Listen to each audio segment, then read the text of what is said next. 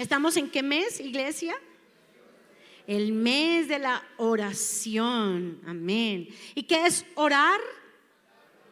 Uy, nos quedó muy claro. ¿Qué es orar, iglesia? Muy bien. Vamos a abrir nuestras Biblias en el libro de Santiago, capítulo 4, y vamos a leer el versículo número 8. Vamos a leer solo la primera parte del versículo número 8, la primera frase, porque con esa tenemos para todo el día. ¿Listos, iglesia? ¿Me acompañan a leer? Acercaos a Dios y Él se acercará a vosotros. Amén. ¿Cuántos dicen amén? Bueno, esta es tal vez la invitación más maravillosa que nosotros podemos escuchar en la Biblia, y es: acércate a Dios. ¿A quién? A Dios. Acércate a Dios. No al presidente de una nación o de una empresa, sino a Dios, al creador de los cielos y la tierra, al creador de todos los habitantes que ha habido, que hay y que habrá. Ese Dios todopoderoso, escucha bien, solicita tu presencia y te quiere de una manera especial, te quiere de cerca, porque la palabra es: acércate a Dios. ¿Y cuál es la promesa que viene de respuesta? Y Él se acercará a ti. Dios quiere una vida de intimidad con cada uno de nosotros. Si algo yo puedo concluir que yo he entendido de la palabra de Dios, es que Dios nos anhela a nosotros, tal vez más de lo que nosotros nos podemos imaginar. Tal vez nuestro amor de hijos, por grande que sea, no se va a comparar nunca con el gran amor de Padre, de Dios para cada uno de nosotros. Y Él quiere una intimidad, una relación cercana. Él dice: cuando ores, no dice si oras, sino que cuando lo hagas, porque Él espera que tú aceptes esa invitación. Dice: cuando ores, quiero que cierres la puerta. ¿Por qué? Porque Él quiere intimidad, privacidad, relación con cada uno de nosotros. Dios habla. Muchas Biblias dicen en la parte de afuera: Dios habla. ¿Cuándo? Hoy. Tenemos un Dios, un Padre que es muy conversador.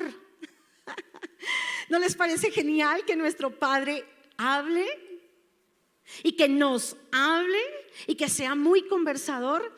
Es tan conversador que dice en su palabra: orad sin cesar. ¿Por qué Él nos dirá eso? Porque Él quiere contestarnos o hablarnos o comunicarse con nosotros. ¿Cómo? Sin cesar. Tal vez la dificultad más grande que tenemos en la comunicación, como nos explicaba Dani el otro día, es la distancia. Y por eso cuando una persona está lejos, la comunicación es tan difícil. Cuando una persona está lejos es cuando vienen los gritos, cuando hay ruido de por medio, cuando no se entiende el mensaje, cuando se distorsiona el mensaje. Pero cuando la persona está cerca, ¿cómo es la comunicación? Mucho más satisfactoria. Acércate a Él, dice la palabra de Dios, y Él se acercará a ti. Dios siempre llama nuestra atención. Recuerdo el pasaje cuando dice la palabra de Dios que Moisés estaba en el desierto, pero él se la pasaba en el desierto. Entonces Dios seguramente había intentado de muchas maneras comunicarse con Moisés, pero no lo había logrado, porque a veces nuestros oídos están tan pesados y no escuchamos la voz de Dios. Entonces dice la Biblia que se vio de pronto Moisés una zarza que ardía y no se consumía. ¿Y qué le pasó a Moisés? Eso llamó la atención de él, pero no solo llamó su atención, sino que él, ¿qué decidió? Acercarse. Mira, Dios llama nuestra atención de muchas maneras. Dios llama nuestra atención cuando nos dicen, va a haber un encuentro. Entonces empieza a arder esa zarza. Y Dios espera que tú te acerques a Él. Dios llama nuestra atención cuando nos dicen, va a haber una misión y tú te puedes preparar. Dios está llamando tu atención.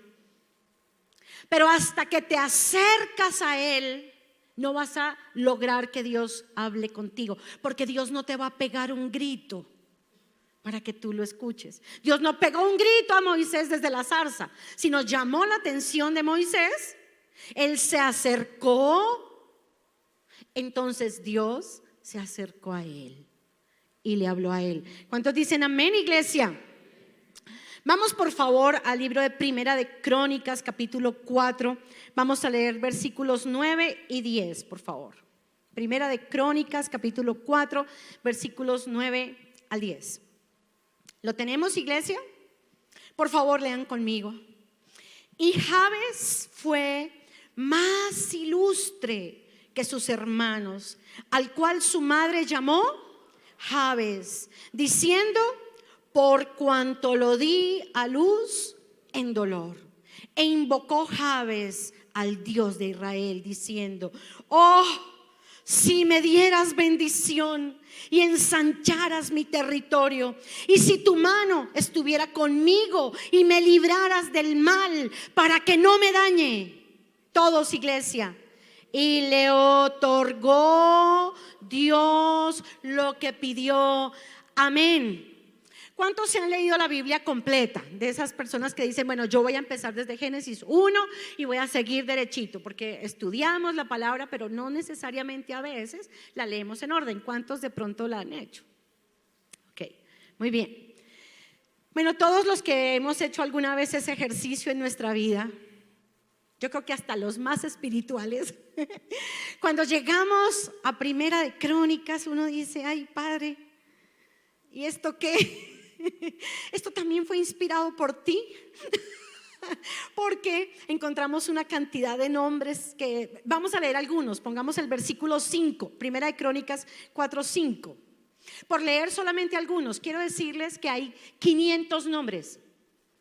Cuando llegamos a Primera de Crónicas capítulo 4, hay 500 nombres. Y no son nombres como José, María, Aníbal, Daniel, Nicolás, Felipe. No. Vamos a leerlos.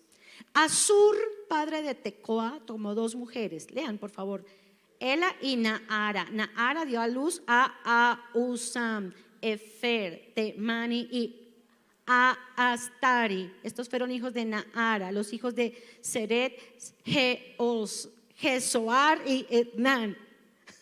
Cos engendró a Nub y a Sobeba. La familia de Artel, hijo de Arum. Ok, o sea, ajá. Bueno, ya saben mi sugerencia, los que están buscando nombres para bebés, ahí tienen 500 nombres, pero complicados. Pero ustedes no han visto que hay gente que les encantan los nombres complicados, que uno tiene que hacer curso para poder pronunciar ese nombre. Un nombre súper complicado y el apellido es Reyes. Eso es un poquito chistoso, pero amén, así está en la Biblia también. Entonces, cuando uno está leyendo este libro de Primera de Crónicas en orden, uno quiere desistir. Uno dice, ay, no, pero a ver, podías estar leyendo de recorrido todo y cuando llegas ahí trastabillas, porque no puede uno, ni la lengua no la tiene desatada y eso que leímos solamente 2 versículos. Es difícil. Y se encuentra uno como un remanso en estos versículos 9 y 10, porque son los 2 únicos versículos hasta el capítulo 9 en donde solo se dicen nombres, pero en esos 2 versículos se detiene un poco y encuentra uno un remanso, un oasis, una perla que quiero que veamos en esta mañana. ¿Cuántos quieren verlo? Y encontramos la vida de un personaje que se llama Jabes. Mira a tu vecino y dile así, ¿Jabes? Dile así, ¿Jabes? Y ahora le vas a decir como la tía Leito, ¿y quién es ese? Dile así, ¿quién es ese? Wow. Vamos a leer lo que nos dice la palabra. ¿Y quién es ese? Dice la Biblia. Y Jabes, versículo 9, ¿cómo fue? Más ilustre que sus hermanos. ¿Qué quiere decir que Jabes fue más ilustre? Les voy a leer lo que encontré en el diccionario. Más ilustre quiere decir muy conocido por haber hecho algo muy importante o por sobresalir en alguna actividad, de fama o méritos notables, célebre, distinguido, que hizo algo más que todos los demás. Wow. Entonces uno se pregunta, ¿y qué fue lo que hizo este personaje? ¿Qué fue lo que hizo? Vas a decirle a tu vecino, oró.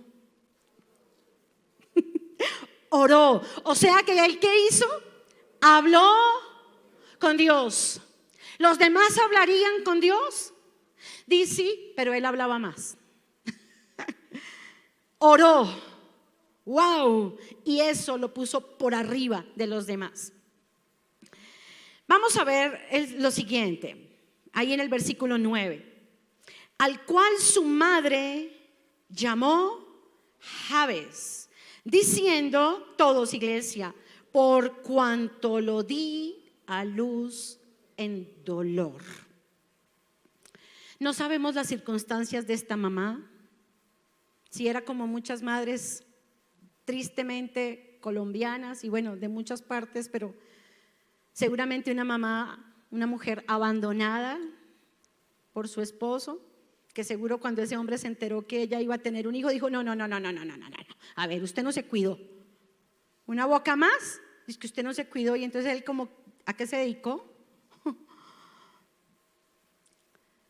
O seguramente tuvo mucho más del dolor natural en su parto. Seguramente estaba sufriendo una terrible situación económica.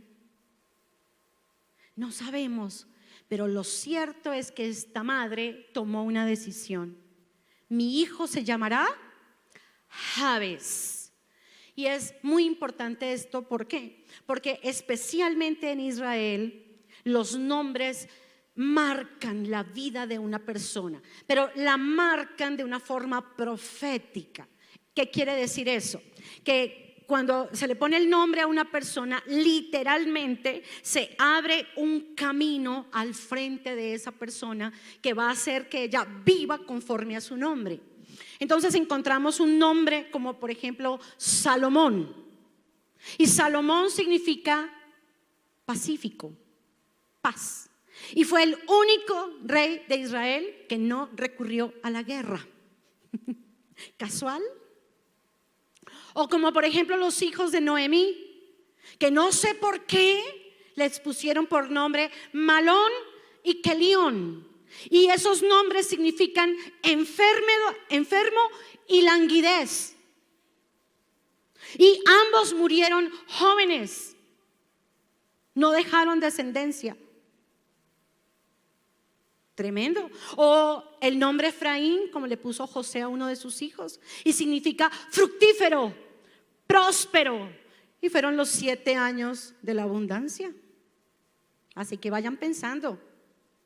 O como le dijo el ángel a María y a José, llamará su nombre, ¿cómo? Jesús. ¿Por qué? Porque Él salvará a su pueblo de sus pecados. ¿Qué significa el nombre Jesús? Salvador. Pues ahora quiero decirles qué significa el nombre Jabes. El que causa dolor. Dolor. Lugar árido, pobre. ¿Quién quisiera ese nombre? Bueno, algunas mamás y papás le ponen a sus hijos, a su hija, Soledad. Y luego Soledad llega a los 30, 35, 40, 50, 60 y quedó solita, que se llama Soledad. O algunos le ponen Dolores, María Dolores. Y no sé por qué se la pasa en el médico, de una enfermedad, en otra, de una cirugía, en otra. Escoge bien el nombre de tus hijos, y si tienes un mal nombre, cámbiatelo. Así que, ¿qué le esperaba a Jabes, sobre todo en Israel? ¿Qué le esperaba? Yo creo que él fue víctima del bullying. Yo creo que todo el mundo diría, ¿y su mamá en qué estaba pensando? Hola. Y todo el mundo diría, oiga, pobre, venga, usted que es el que causa dolor, venga que vamos a hacerle bullying de tal. Usted es el duro para dañarlo todo. ¿Qué futuro le podía esperar a Jabes? Es decir, él no tenía futuro. Sin embargo, él pudo haberse conformado con su situación. Él pudo haber llorado, lamentado.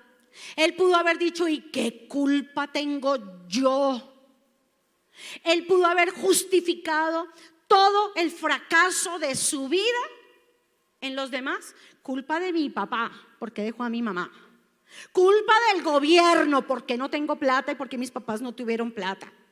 Culpa de mi mamá, porque me escogió este nombre. Y él pudo haber dicho, me quedo ahí.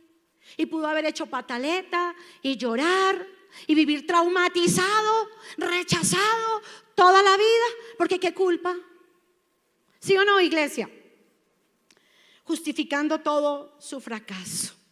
Pero Jabes aceptó la invitación de Dios. Acércate a mí. Sabes que a veces esas circunstancias difíciles que vivimos en nuestra vida también son una oportunidad para acercarnos a Dios. También Dios las usa para llamarnos, para buscar, para llamar nuestra atención. ¿Y qué hizo Jabes? Decidió aceptar esta invitación de acercarse a Dios. Él encontró el único camino que lo cambia todo en esta vida, el camino de la oración, que puede cambiar lo más duro, lo más difícil, lo más adverso, que puede cambiar todo lo que han vivido tus generaciones. El camino de la oración, de acercarte a Dios, al Dios todopoderoso, al que no sabe que es difícil. Lo único imposible para Dios es mentirte, porque todo lo que Él te ha dicho que hará, lo hará. Así que él encontró la respuesta para cambiar su vida y lo hizo. Mira, si alguien se encontraba atrapado, era Jabes, pero no se conformó. Vamos al versículo 10, por favor. ¿Qué hizo Jabes? E invocó Jabes, ¿a quién? Al Dios de Israel. En esa época, en el Antiguo Testamento, no se le llamaba a Dios Padre, sino el Dios de Israel. Pero cuando vino Jesús, entonces los discípulos se le acercaron y le dijeron, maestro, enséñanos a orar. ¿Y cómo nos enseñó Jesús a orar? Padre. ¿Sabes cómo dice? Abba, papito Dios.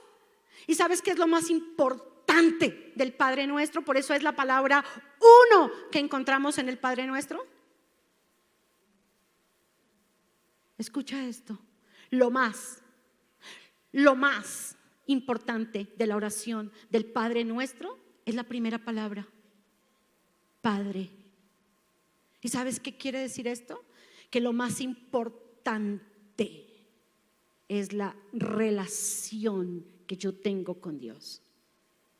Esa es la gran palabra, la relación. Eso es lo más importante de la oración, como cantábamos ahora. Correr a nuestro Padre, ¿cómo? Como niños. ¿Sí lo cantaron? ¿La contaron para nuestro Padre? Correré a tus brazos. ¿Cómo? Como un niño. Mira, cuando el hijo pródigo la embarró, quisiera saber si aquí hay algún hijo pródigo. ¿Alguien la ha embarrado aquí alguna vez? No levanten la mano. Tranquilos, ya sé que todos. Pero cuando el hijo pródigo la embarró, ¿él era el hijo o no era el hijo? Y el hijo, ¿qué dijo? Me levantaré. ¿E iré a quién? O él no dijo iré al Señor Jehová de los ejércitos.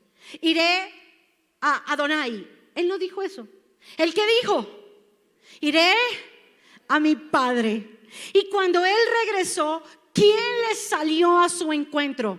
Jehová de los ejércitos, Jehová Jireh, Jehová Sidkenu. No, ¿quién le salió al encuentro? Su papá. Su papá. ¿Y sabes qué hace el padre cuando sale a nuestro encuentro? Nos abraza, nos besa, nos cambia la ropa, nos perdona y nos levanta. ¿Cuántos dicen amén, iglesia? ¿Cuántos tienen un padre a quien aplaudirle esta mañana? Gloria a Dios. Corre a tu padre. Y le dice algo más, Jabes. Dice, esto está entre signos de admiración. Dice, oh, si me dieras, ¿qué?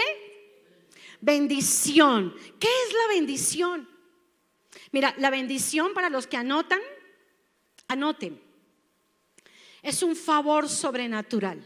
Es como la propaganda que vimos hace un tiempo. Dios nos da cosas que la plata no puede comprar.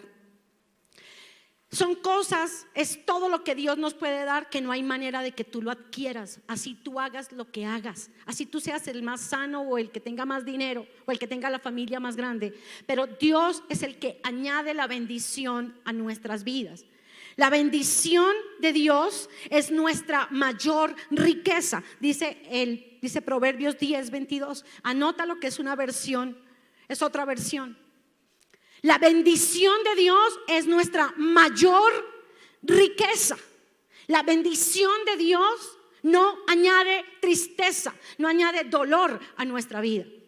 Entonces, ¿qué es la bendición de Dios? Tú puedes emprender 1000 cosas, pero puedes estar atormentado, puedes estar triste, puedes estar enfermo, puedes no tener paz, puedes tener una comida que comerte y no disfrutar, no tener la placidez, el bienestar, la armonía. La bendición de Dios ensancha todo lo que Dios te ha dado, te bendice su presencia. ¿Qué le está pidiendo entonces Jabes a Dios? Está alineando su vida, alineando su mente y su oración con el centro del propósito de Dios para él. Él le está diciendo esto a Dios: quiero que me des todo lo que tú quieres darme. Wow. Hay una anécdota que cuenta que un día se murió un hombre. Y ese hombre llegó al cielo. Obviamente le abrió San Pedro. Desde que le dieron las llaves, le ha tocado abrir siempre. Obviamente lo recibió San Pedro. Y resulta que cuando llegó al cielo, entonces le mostró las bellezas del cielo. Y había un edificio grandísimo. Y entonces él dijo: ¿y qué hay en ese edificio? Dijo: no, ese edificio no es tan importante. Y le dijo: pero ¿cómo no va a ser importante un edificio en el cielo? Me estás mostrando todo, quiero ver ese edificio. Entonces Pedro trató de persuadirlo, pero él insistió. Y se acercaron al edificio, y cuando entraron era un edificio gigante que tenía cantidades, pisos completos de muchísimos regalos. Regalos grandísimos, regalos pequeños, medianos, con moños espectaculares. Y Pedro le dijo: bueno, sí, listo, camina, ¿ya lo viste? Dijo: no, yo quiero ver, ¿qué son esos regalos? Dijo: ya los viste, son regalos, están cerrados, empacados. Dijo: no, yo quiero ver. Ok. Y se fueron acercando, cuando de pronto él encuentra que hay unas tarjeticas en cada uno de los regalos. Y cuando se acerca bien, se da cuenta que ahí dice: de Papito Dios, para el nombre de él. Dice: ¿qué es esto? Dijo: no, es que esos son todos los regalos que Dios tenía pensados para ti, pero tú nunca se los pediste. Ahora sí podemos decir: qué tristeza, de verdad. Qué tristeza. Dios mío, qué tremendo. Mira, Jabes anheló todo lo que Dios le quería dar. ¿Cuántos quieren todo? ¿Cuántos anhelan y le van a pedir a Dios todo lo que Dios les quiera dar? Mira que Dios no dijo: y oye, Jabes, qué grosero eres, ¿no? Tú tan ambicioso. Mira, me estás pidiendo bendición, atrevido. ¿Sí dijo eso? ¿Por qué no? Porque lo que Dios quiere es bendecirnos. ¿Cuántos quieren bendecir a sus hijos? Entonces tu papá es más bueno que tú y que yo, y tiene más para dar. ¿Cuántos dicen amén? El otro punto dice, oh, si me dieras bendición. Luego dice, y ensancharas, ¿qué? Mi territorio. Y esto es muy importante porque Jabes oró conforme a la palabra de Dios. ¿Qué dice la palabra de Dios en Isaías 54:2? Ensancha el sitio de tu tienda, no seas escaso, corre las estacas, agranda lo que te he dado. Y ahí encontramos la parábola de los talentos. Dios, ¿qué hizo? Jesús, ¿qué hizo con el que le dio 5 y le devolvió 5 multiplicados? Bien, buen siervo y fiel. ¿Qué hizo con el que le dio 1 y dijo, ay, te devuelvo 1 solo, que tuve un miedo? Siervo malo y negligente, debiste haberlo ensanchado, multiplicado. Todo lo que yo te doy es para que crezca, para que se multiplique. Así que cuando Jabes se alinea con la mente de Dios, él era de la tribu de Judá, él conocía la palabra de Dios. Cuando Jabes se alinea con Dios, entonces Dios, ¿qué va a hacer cuando tú oras conforme a su palabra? Dios se alegra. Eso es lo que es la oración profética. Ora de acuerdo con lo que dice la palabra de Dios. Ora eso mismo. Entonces Jabes se puso de acuerdo con Dios y le dijo, oh, ensancha mi territorio. Quiero crecimiento, quiero multiplicación, quiero que crezca mi barca, quiero más negocios, quiero más territorio, quiero construir mi casa, quiero comprar, quiero hacer. Iglesia, esto es de parte de Dios. Porque el diablo se ha metido con este tema, diciéndonos que los hijos de Dios no debemos buscar lo que Dios tiene para nosotros. Y Dios sí tiene bendición para cada uno de sus hijos. ¿Cuántos quieren de esa bendición, iglesia?